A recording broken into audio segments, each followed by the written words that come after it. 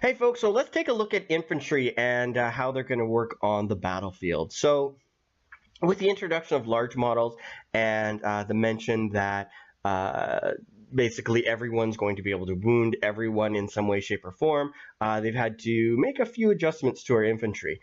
Right now, infantry are going to be able to go hold ruins. They're going to be using cover a lot more effectively. They're going to be able to go over the battlefield and claim all the objectives. So it sounds like there's potentially some circumstances where the larger models might not be able to claim certain objectives. Maybe they can't go into, I'm not going to speculate. It just sounds like there's going to be certain situations where they're not going to be able to necessarily claim them, whereas the infantry can.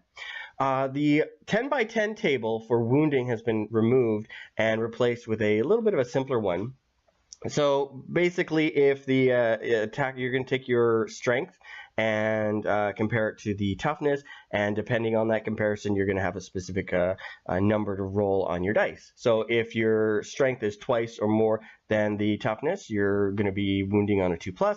If it is greater than the toughness, 3+, equal to 4+. So that's pretty familiar so far. And then the strength is lower than the toughness, 5+. And then if it's half or less, then it's going to be 6+. So they talked a little bit about how 500 bolters would basically be required to take down something like a Gorkanaut, whereas you could potentially take down a Gorkanaut with 12 las cannons. So it gives you a little bit of an idea of just what you need to do to be able to take out these various different things. And I really still hear those Imperial Guards players saying challenge accepted and trying to take down these big things with these lasguns. It should be interesting to see.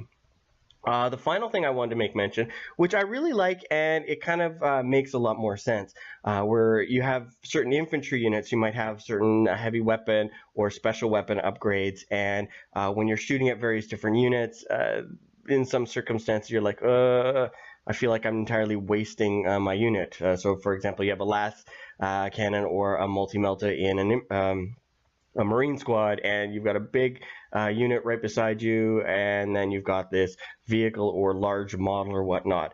In the past, you had to choose, well, am I going to shoot at one or the other? Now, you can take your bolters, fire them at that large unit, and then you can take your multi-melta and fire at the large model, so that vehicle or creature of sorts. So you're not wasting your shots. So I really like the direction that they're going here. That makes a lot more sense, and it's going to make units a lot more versatile. We're going to see those Marine tactical squads really become kind of like the jack of all trades, like they used to be in some previous editions. So what do you guys think? Did I get everything right? It's a bit of a small article, but this is basically what I wanted to kind of chit-chat with you guys about. I think it's going to be good. I like the simplification of the chart. I like the idea of being able to fire at various different targets with your unit. It makes a lot more sense, and I think it's going to be good. So I look forward to hearing what you guys think, and with that said, if you like the content that we're putting on here, like it, subscribe, and share. So with that said, I will talk to you guys later. Take care now.